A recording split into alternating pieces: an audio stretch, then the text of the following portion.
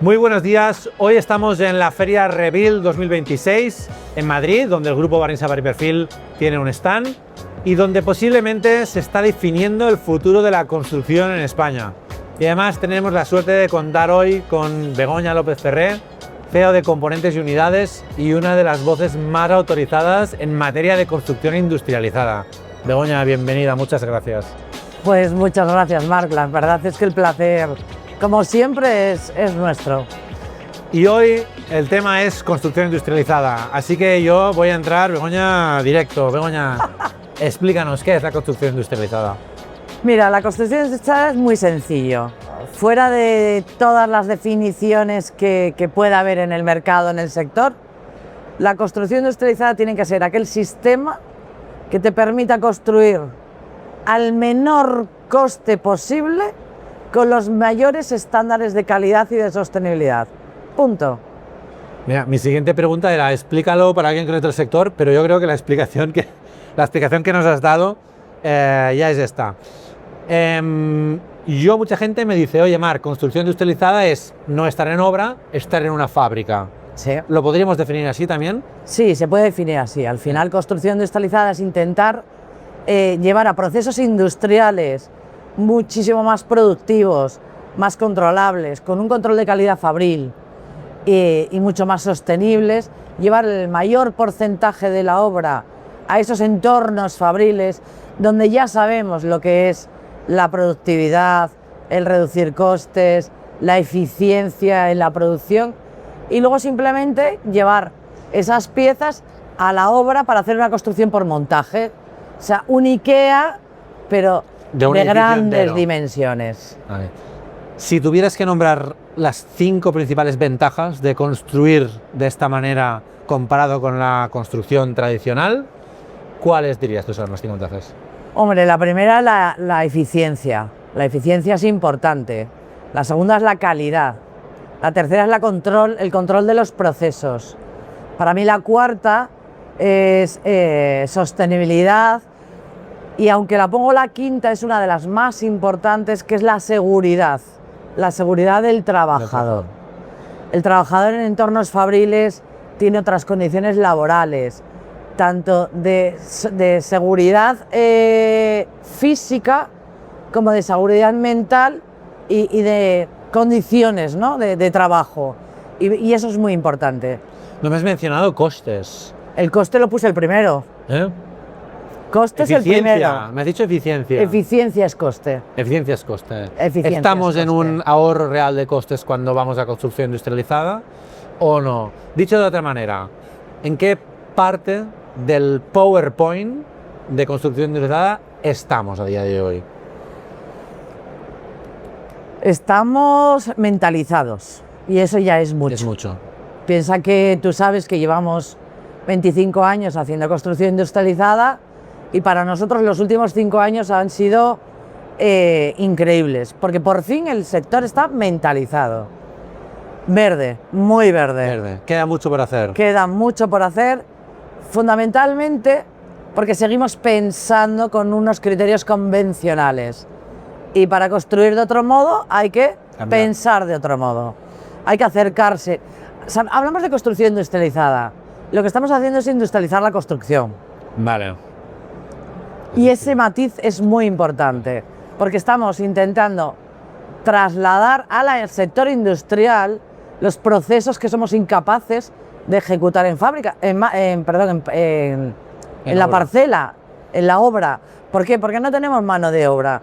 Con lo cual, la poca que queda es muy ineficiente en cuanto a productividad. Es verdad que además hay una siniestralidad laboral elevadísima por muchas medidas de seguridad que hagamos. Es un trabajo manual, a la intemperie, con un montón de complicaciones, ¿no?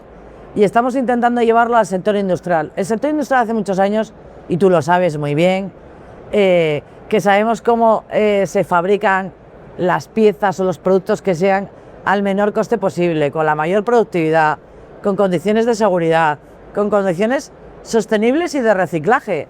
En la industria estamos muy concienciados de la reciclabilidad de todos los elementos. De manera homogénea también, que esto es importante. De manera homogénea. Es verdad que nos tiene que dar una oportunidad al sector industrial y a la ingeniería de producto-procesos. Ya sabes que a mí me gusta mucho hablar de la ingeniería de producto-proceso porque es el kit de la cuestión. Y efectivamente luego toda la arquitectura, se puede hacer arquitectura muy bella, pero hay que adaptarse a pensar de otro modo porque voy a construirlo de otro modo. En España llegamos tarde, vamos por delante de otros países, vamos por detrás. ¿Cuál es la situación global? Porque los problemas que viene a resolver la construcción industrializada no son explícitos o exclusivos de nuestro país. No, España llegamos muy tarde. Muy tarde. Llegamos muy tarde porque en otros países, pero llegamos muy tarde porque no teníamos esa problemática, ¿no? En otros países la mano de obra es muchísimo más cara que en España. Empezó a escasear mucho antes. Hay otros países como los países nórdicos que efectivamente sus condiciones climatológicas ya les condicionaban el hacer obra convencional, con lo cual se adelantaron antes al problema, ¿no? Pero si bien es verdad que aunque en España llegamos 10 años más tarde que el resto de los países europeos y anglosajones, en España, y yo que trabajé a nivel tanto nacional como internacional haciendo obra industrializada, os diré que en España somos súper rápidos, súper versátiles, hay un conocimiento increíble y vamos a adelantar por la derecha y por la izquierda al resto de países del mundo, ¿eh? Además, a mí uno de los muchos cambios de paradigma que genera la construcción industrializada que me fascina, y aparte como mi rol de exportador, claro, la construcción como tal no se puede exportar, pero en construcción industrializada se puede exportar lo que se fabrica por módulos para ensamblar no a 20 kilómetros, pero sino a 10.000 kilómetros de distancia, ¿no? O componentes. O componentes, exactamente. Es decir, tú puedes exportar en función del valor añadido que aporte el elemento que exportas. Yo, como bien sabes, he trabajado durante 6 años en África y fletaba barcos completos de 9.000 metros cúbicos para montar colegios, viviendas, hospitales en África, ¿no? Y con módulos tridimensionales. ¿Por qué? Porque el valor añadido era llevar más contenido. Pero efectivamente, si tú lo que transportas o lo que exportas, mejor dicho, son componentes en 2D, o sea, bidimensionales, al final el transporte no es tan caro y puedes exportar, por supuesto, tanto la tecnología como el conocimiento.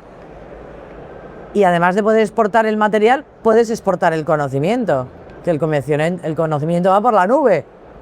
Mira, aprovecho esto, hablamos de construcción modular 2D, 3D, mucho del público no entiende a qué nos referimos por esto. Mira, danos esta pequeña pincelada, ¿a qué se refiere por 2D, La pequeña 3D? pincelada es hacer, la diferencia es hacer un edificio o bien con piezas de un puzzle, que todos entendemos que son bidimensionales, es decir, una pieza de un puzzle, o hacerlo con fichas de un Tetris, de un Lego. Nada. Una ficha de un Lego tiene 3 dimensiones y entonces ahí lo que llevo es un elemento que ya está entero terminado. Una pieza de un puzzle tiene dos dimensiones, entonces esa es la gran diferencia. Pero entiendo que se pueden combinar ambas. O sea, Se combinan. Haríamos, por ejemplo, de que fabricar fachadas industrializadas es hacer un 2D y fabricar módulos de baño es fabricar un 3D. Sí, hoy por hoy se combina, ¿eh? Y de hecho se combina porque existen los 3 elementos, porque también existe el elemento de pilares, que se considera 1D, o instalaciones, ¿no? Ahora mismo se combina, es verdad que se combina estructura, fachadas, cubiertas, o sea, lo que es encerramiento, tabiquería, va todo en 2D, que lo llamamos, en piezas de puzzle. Piezas de puzzle, que es importantísimo, meter una ingeniería de producto para hacerlas muy seriadas, porque tengo que intentar producir en masa esos elementos. Y luego hay piezas tridimensionales, que son los baños, las cocinas y los núcleos de escalera y ascensor. La evolución a todo eso es la fábrica que estamos montando nosotros de modular 3D.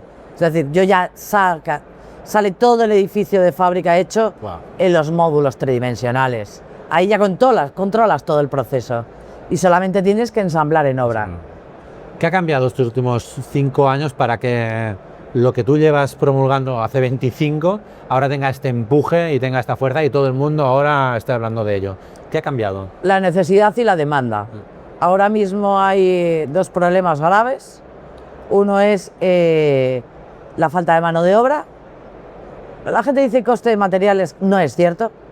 ¿Sabes? La falta de mano de obra nos hace que que seamos muy... Y además la poca que hay es improductiva porque no pueden y no tienen herramientas. Y dos, y mucho más importante, es la grandísima demanda que hay de vivienda.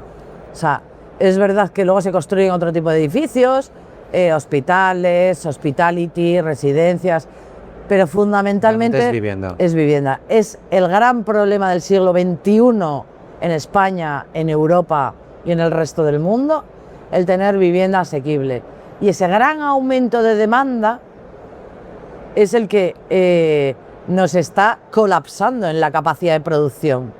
Pensar que, y estos son datos reales de informes oficiales del Banco de España, en España ahora mismo tenemos un déficit de 700.000 viviendas, hoy. La Unión Europea sacó un informe y dice que España tiene un déficit de 2 millones de viviendas, pero el informe que ha hecho nuestro Banco de España dice que hoy tengo un déficit de 700.000 viviendas. Cada año se generan en España 200.000 hogares nuevos, necesidad de hogares nuevos, y como máximo estamos consiguiendo construir 95.000, 100.000. O sea, que este gap se va haciendo con más lo cual grande. el gap cada año se incrementa en 100.000. O sea, es imposible que con la capacidad productiva que ahora hay en más sector, si no entra como un tsunami el sector industrial y la ingeniería del sector industrial, es imposible. Porque la única manera es la única manera. industrializada. Sí, sí. Mira, voy a hacer una pregunta un poco punzante. Yo siempre he pensado en el modelo tradicional de construcción, está el promotor, está el constructor y luego ya estamos los ingenierías, arquitectos y los suministradores de materiales, ¿no? Claro, yo lo que veo es que en este modelo nuevo, de algún modo, la construcción se hace en una fábrica, ¿no? ¿Qué rol le queda a la constructora tradicional dentro de construcción industrializada? Le queda un rol muy importante y además yo lo hablo con muchas de nuestros clientes que son constructoras.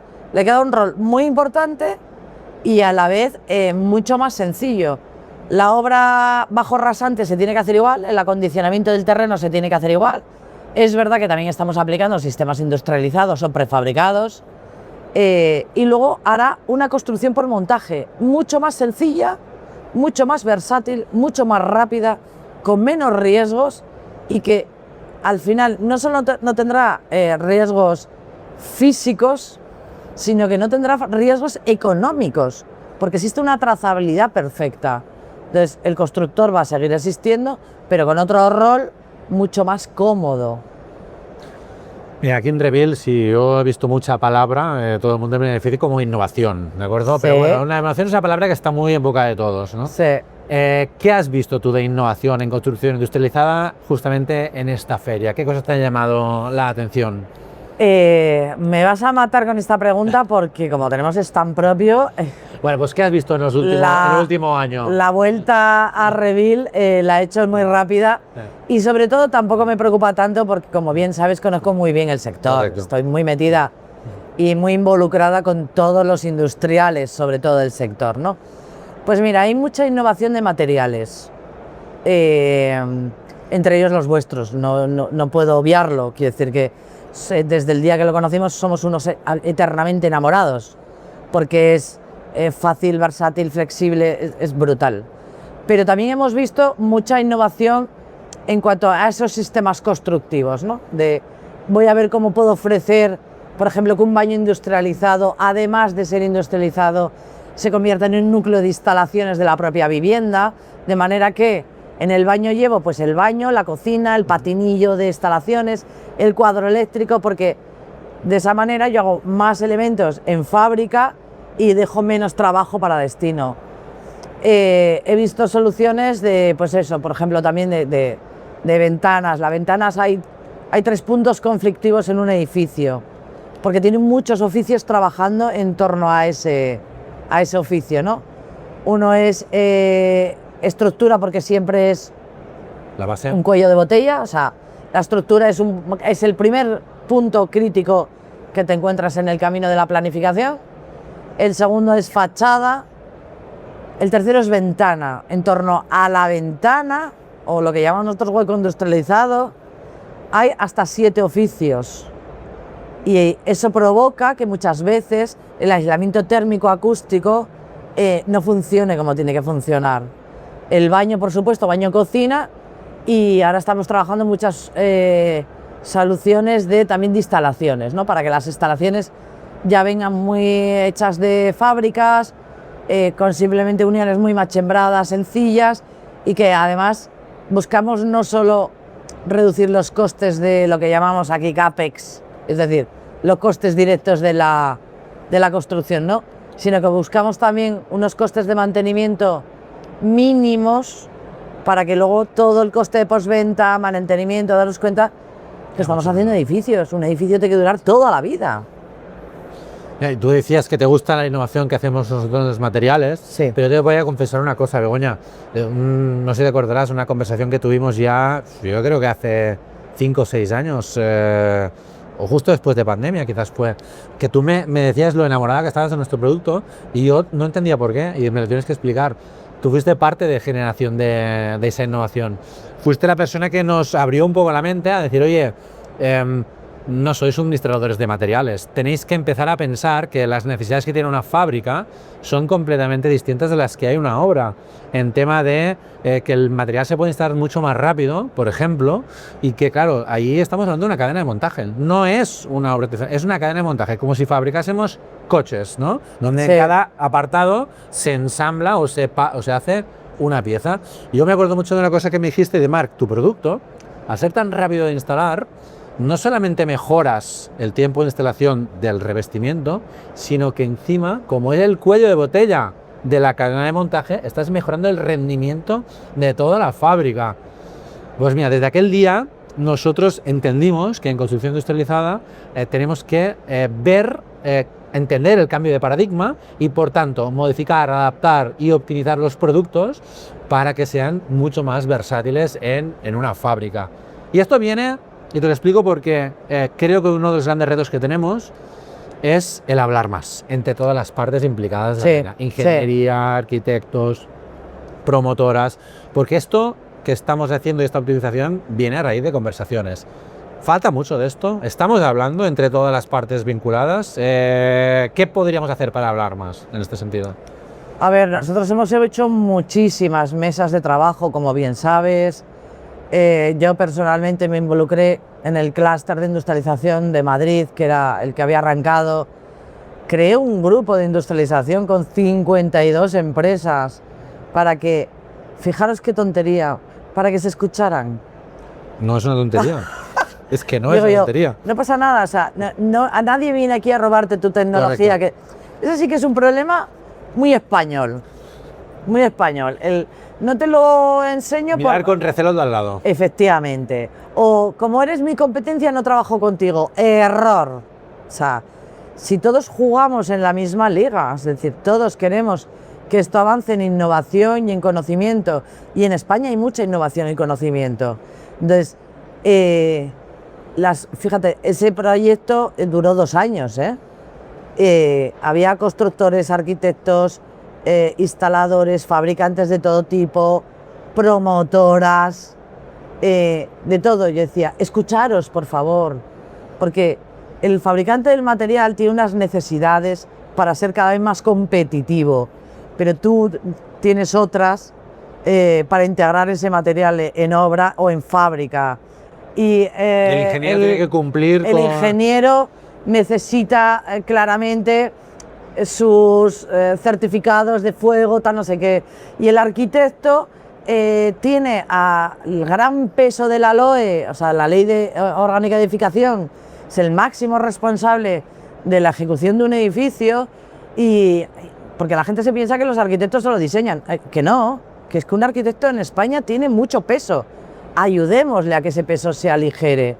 Y luego las promotoras obviamente tienen que vender, tienen que ejecutar, arriesgan su dinero. Entonces, fíjate, fue un proyecto que a mí me llevó horas y fue, como se dice en las películas, pro bono, porque es así, pero es verdad que nos ayudó a avanzar, nos ayudó a escucharnos, y en eso que tú decías, pues nos ayudó a que el fabricante de material se hizo más sensible a las necesidades del fabricante del componente y más sensible a las necesidades del montador, el constructor, el no sé qué. Y así solo así vamos a avanzar. Tienes muchísima experiencia en múltiples proyectos. Explícame alguno que recuerdes con especial cariño, quizás de los del principio, cuando esto era un poco locura. Explícanos alguna historieta chula relacionada con esto. Hubo muchos, la verdad es que hubo muchos. Pero, a ver, yo guardo, porque para nosotros sí que fue un antes y un después, guardo con muy especial cariño las residencias del Real Madrid y de la cantera que hicimos en Valdebebas. Esos edificios los hicimos nosotros en construcción modular 3D. ¿Por qué? Porque era una exigencia. Al final no dejaba de ser un edificio igual, con su estructura, sus cerramientos, pero los estándares de calidad eran los de todo un equipo del Real Madrid, ¿vale? Con unos materiales súper caros, imagen, los usuarios de esa residencia eran los jugadores del primer equipo, que era todo perfección, era todo... Entonces es verdad que ese fue un antes y un después, ¿no? Pero guardo también con mucho cariño uno que para nosotros fue muy bonito, súper difícil de hacer, el primer edificio que se hizo en España entre medianeras, un edificio modular en altura, en un casco urbano, con una calle de 5,5 metros de ancho y mi módulo medía 4,8.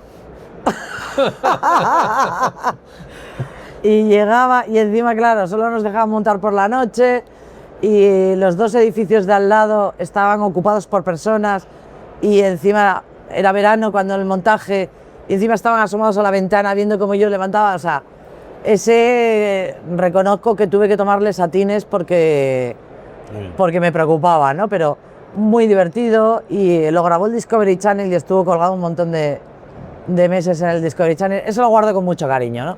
Los africanos también. Bueno, no sé, hay tantas experiencias que la verdad es que son todas muy reconfortantes, y en todas aprendimos, ¿eh? Todo segundo. Sí. Una curiosidad, en la del Real Madrid que explicabas, en aquel momento era Florentino presidente. Sí. O sea que encima tenías y Mourinho, el entrenador. Tenías un constructor que... Sí.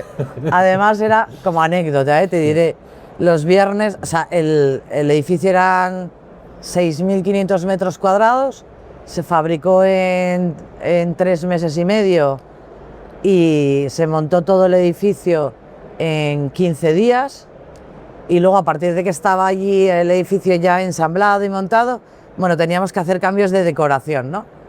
Hay dos anécdotas buenísimas.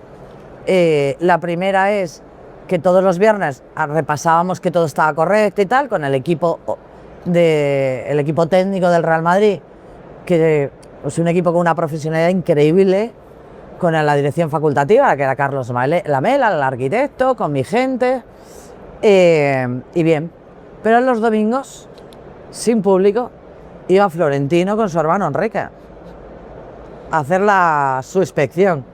Y probablemente algunas cosas que haya acordado el viernes la gente, el domingo eran invalidadas. Florentino tenía todavía los estándares de calidad muchísimo más elevados, ¿no? Como buen constructor, y además era muy exigente. Pero luego os diré que al final, cuando ya el edificio está totalmente terminado, y esto es una anécdota de chascarrillo, Es lo que quiero aquí. el edificio totalmente terminado, con un lacito, ya lo pueden empezar a utilizar los jugadores. Mourinho, el entrenador, y Casillas de capitán. Se enfada, claro, entender, en una residencia del primer equipo estaba la habitación del entrenador, y la contigua siempre es la del capitán, porque son los que más tienen que interrelacionar por la estrategia, tal, no sé qué. Se enfadan, pero se enfadan a unos niveles increíbles, y Mourinho dice que quiere ir al otro extremo del edificio, en la punta contraria. Su habitación era diferente, era una habitación pues más amplia, más ancha, era como 2 veces una habitación, porque tenía que tener sala de reuniones, tal, una serie de condicionantes. Y decíamos, ¿en serio? ¿Que ahora vamos a deshacerlo andado?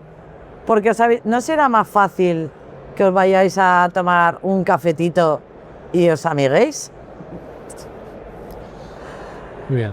Déjame hablar un No poquito. os dejo en suspense lo Ya que está. pasó, si al final se cambió o no, o si Florentino pudo su orden en su O casa. sea, historia de un poco pública, así que no creo que nos esperes mucha cosa. Mira, háblame un poco de Begoña. Yo tengo una curiosidad. ¿En qué momento, porque tú vienes de finanzas, en qué momento, y llevas mucho tiempo en construcción industrializada, mucho antes de que esto fuese un tema masivo, ¿en qué momento te das cuenta, si te acuerdas, te das cuenta de que la construcción industrializada va a ser el futuro? ¿Qué es lo que Mira, es verdad que soy una persona un poco atípica, ¿vale? También es verdad que vengo de una familia de 3 generaciones de ingeniería. En ingeniería lo llevamos en el ADN. Tengo 6 hermanos ingenieros, Pero tú eres de todos finanzas. empresarios, y yo soy economista. Bueno, pero te quiero decir que yo estudié mucha ingeniería por obligación en mi casa, que además mi padre era profesor de la escuela. No era... Pero dicho esto, o sea, yo creo que, y además soy economista y financiera convencida, porque el mundo, la economía, todo lo mueve el dinero, es decir, la economía eficiente y sostenible. Y eso es fundamental. Y creo en esa pasión por la economía y por racionalizar la economía. Dicho esto, yo estaba dedicándome a mis cosas, dirigiendo una empresa y demás, y de repente me involucran en un proyecto de la implantación de esa primera fábrica de construcción modular 3D, Modultec, y el presidente me involucra y me dice: necesito una persona con tu fuerza. Yo no tenía ni idea de lo que era la construcción industrializada. Yo decía, ¿qué es esto? Claro, yo no puedo dirigir algo en lo que no sepa mucho. Correcto. Porque tienes que entender todo lo que... para poder dirigir de una manera eficiente, ¿no? Me lo analicé, lo estudié, tal, y bueno, pues era una fábrica de 50.000 metros cuadrados, súper chula. Hacíamos todos los McDonald's de España, los freestanding, se hacía algún colegio, alguna cosa, y yo dije, empecé a estudiar la geopolítica de todo el mundo, empecé a meterme en foros para ver qué estaba pasando con la construcción, y me di cuenta que desde la economía la construcción estaba siendo muy ineficiente, que la construcción no podía tener futuro con métodos tan convencionales, con tanta carga de mano de obra a la construcción, con tanta imprevistos, con tanto falta de control. O sea, los financieros somos controladores de los datos y de los números. Y la gente dirá, a veces no es importante ahorrar 1 euro. Sí, una desviación de 1 milímetro en 2 kilómetros es muy larga, una desviación de 1 céntimo en muchos kilómetros es muy larga. Entonces, me empecé a dar cuenta que... Entonces, empecé a hacer girar a la compañía que en ese momento dirigía hacia una construcción mucho más verde. Le dije, bueno, yo voy a seguir haciendo McDonald's, no pasa nada. Fenomenal. Además, cada vez vamos a intentar ser más eficientes, pero voy a meter eficiencia en el proceso y vamos a empezar a tocar otros palos. Yo quiero hacer dotacional, sí, pero quiero hacer vivienda, y quiero hacer vivienda en altura, porque tenía que tensionar también a mis equipos de ingeniería. Estaban sumidos en una conformidad que lo entiendo, porque son muy buenos, Zona de confort. y era una zona de confort. Y empecé a traer proyectos locos, el edificio de viviendas entre medianeras en el casco urbano. Conseguí convencer a Florentino Pérez, que eso ya me pareció la bomba, con Carlos Lamela, al que le tengo un gran aprecio, y además sin él no lo hubiera conseguido, hacer las residencias del Real Madrid. Empecé a trabajar para el Incasol en Cataluña, hacer vivienda y no solo hacer... Y a partir de ahí dije, Ya empiezo. los números cantan. De hecho, ¿sabes? Que mañana presentamos el libro de los costes de la no industrialización. ¿No? No. Claro, porque te lo dediqué y no te lo iba a dar hasta mañana. A ver.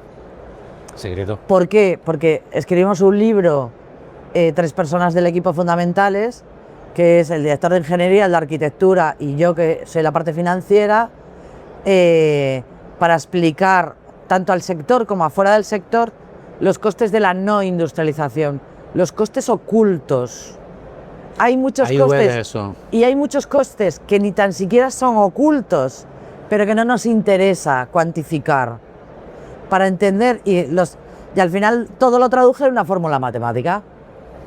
Y el que lo quiera entender, que lo entienda. Y ahí el proceso es todo, es fabricantes, es integradores, es montadores, o sea, es todo el sistema, ¿no? Para ayudar a todo el ecosistema. Yo no gano nada con el libro, y me llevo un montón de horas, pero no ganamos nada, es poner un granito de arena más Es correcto. para compartir esta inquietud. Yo imagino que desde donde empezaste hasta ahora, y de verdad que te considero una de las personas más referentes en este sector, has tenido que picar mucha piedra. Y luego, claro, mirando tu perfil, claro, en un sector tan tradicional como es la construcción, me pregunto, ¿cuáles han sido los obstáculos más grandes? El hecho, por ejemplo, de ser mujer en un sector eminentemente masculino, el hecho de venir de Asturias, cuando el poder económico de construcción está aquí en la capital de Madrid, o el hecho de venir de finanzas y no venir puramente de ingeniería y de construcción. ¿Cuál ha sido lo más difícil de salvar? Mira, las tres han sido muy duras, No, yo soy una tía positiva y siempre miro para adelante, sabes que tengo una fuerza que yo creo que la heredé de mi madre, pero ¿Tantos hermanos? pero una fuerza abismal y no me para nadie, pero es verdad que fue duro las tres, quizás la que menos, la de Asturias, pero tampoco, porque al final yo me tuve que trasladar a Madrid y dejar a mi familia en Asturias. Entonces, llegar todos los días a tu casa y no tener a tu marido y a tus niñas es duro, Es duro. Yo me cogía todos los domingos por la noche, me venía a Madrid y todos los viernes por la noche me subía a Asturias. Y eso hazlo un año tras año, o sea, ya van 15 años, ¿vale? Eso es muy duro, porque al final estás trabajando muchas horas. Bueno, es verdad que luego lo que te hacía era, para olvidar esa parte familiar, pues entonces trabajabas, en vez de 10 horas, 25, yo qué sé, todas las del mundo, ¿no? Fue muy duro ser mujer, es muy duro ser mujer todavía a día de hoy, en un puesto directivo, ¿vale? No en un puesto técnico, ahí ya está, yo creo que bastante equilibrado el sector, gracias a Dios. Pero en un puesto de dirección siempre estoy sola en todas las reuniones. Un sector tradicionalmente tan de hombres como es la construcción. Siempre, sí. Y luego también fue un poco duro el ser financiero, pero ese con mucha gracia yo me lo fui ganando, porque al final es tapar bocas. O sea, claro, hasta mi propia gente, quiere decir que, date cuenta, yo tengo un equipo maravilloso, sigue siendo, la gran mayoría sigue siendo el mismo desde hace 20 años, Pero es verdad que al principio, sobre todo al principio, los primeros años, claro, los ingenieros... Sí, yo soy ingeniero y entiendo. Los ingenieros, que venga una economista o financiera a decirle cómo tiene que hacer las cosas, y yo le dije, no me vale, porque antes de que diseñaran el producto yo les decía, no me vale. Estas son las horas que tienes para producirlo y esto es lo que tienes el coste que tienes para hacerlo. Búscate la vida, eres el ingeniero, ¿no? Yo no me voy a meter luego en tal... Entonces, bueno, les daba un poco de... Bueno, ¿tú qué sabrás? Digo yo. Espera. Entonces, claro, eso me supuso un esfuerzo de verdad, porque estudié... Bueno, luego mi padre, como yo no hice ingeniería, imagínate, en una familia de 3 generaciones, mi padre, profesor de la escuela, me dijo... El karma, vas por la 3ª carrera de ingeniería porque has estudiado más libros que tus hermanos. Y yo, bueno, no pasa nada. Pero, ¿y sabes por qué lo hacía? Aparte de para conocer el entorno en el que me encontraba, porque yo necesitaba convencer a mi equipo que tenía que confiar en mí. Y hay muy poca gente que sabe en el sector que soy economista, Acabas de desvelar un secreto. Estás público en internet, ¿no? Yo lo publico en internet, estoy orgullosísima. Eso. Pero quiero decir que cuando me invitan a una charla, a una conferencia, claro, soy profesora de la UPM de la Universidad de Arquitectura, en el máster de industrialización, en la de Valladolid. O sea, al final das clases, pero perfil técnico, pero no, o sea, desde la economía y desde la racionalidad de las cosas, ¿no?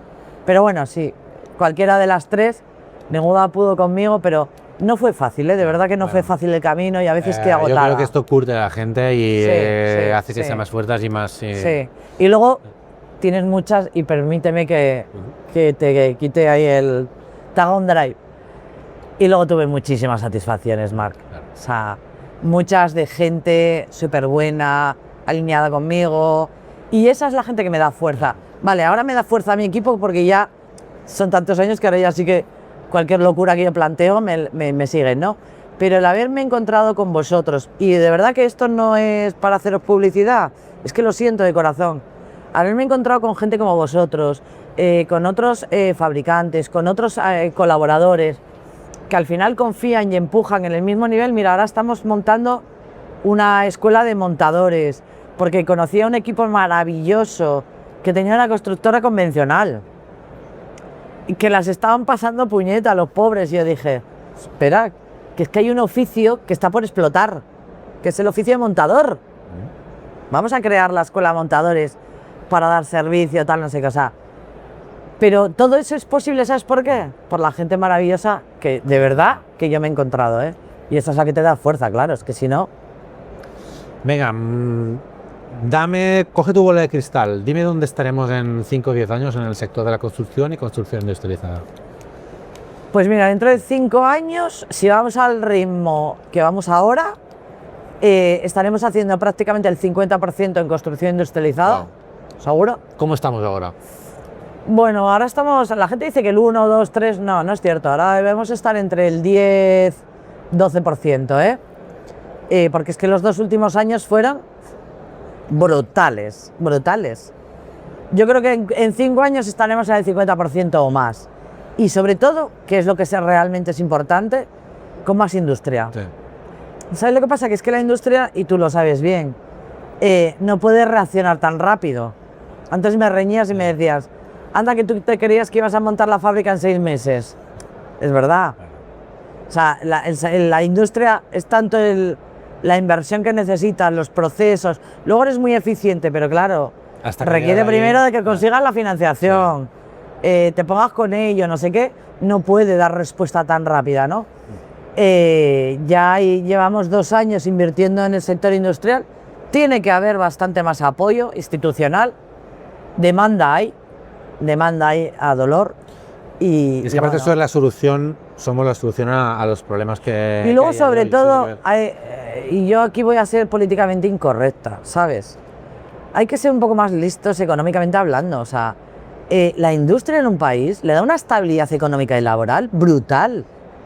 O sea, pero si ya hemos pasado por momentos duros que nos han tenido que dejar de reflexionar. El problema de la pandemia, y de repente dependíamos de terceros para que nos fabricara mascarillas, en serio, con la industria que tenemos en este país. El tema, que este es un problemón del siglo XXI, energético. En serio, o sea, quiero decir que tenemos que intentar ser más autosuficientes. La industria en general, porque luego la construcción llevó muchos varapalos, es muy sube-baja. La industria flexible en general le da muchísima más estabilidad económica y laboral a un país. Entonces, hoy fabricamos lo que estamos fabricando porque ya la tenemos y no sé qué, pero dentro de 20 años podemos fabricar otra cosa, ¿no? Una vez que la industria ya existe, yo me puedo reconvertir. De hecho, hay algunas que estamos reconvirtiendo del sector.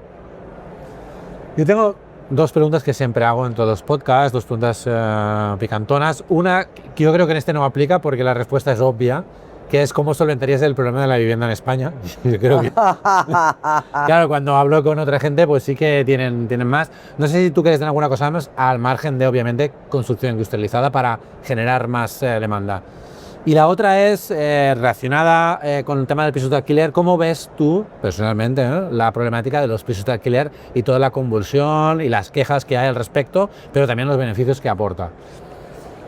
A ver, en cuanto al problema de la vivienda en España, sabes que lo tengo claro, es meter muchas fábricas, fábricas con alta productividad. Nosotros en nuestro modelo de negocio, yo lo tengo muy claro, lo tengo claro desde hace años, pasa por el modular 3D.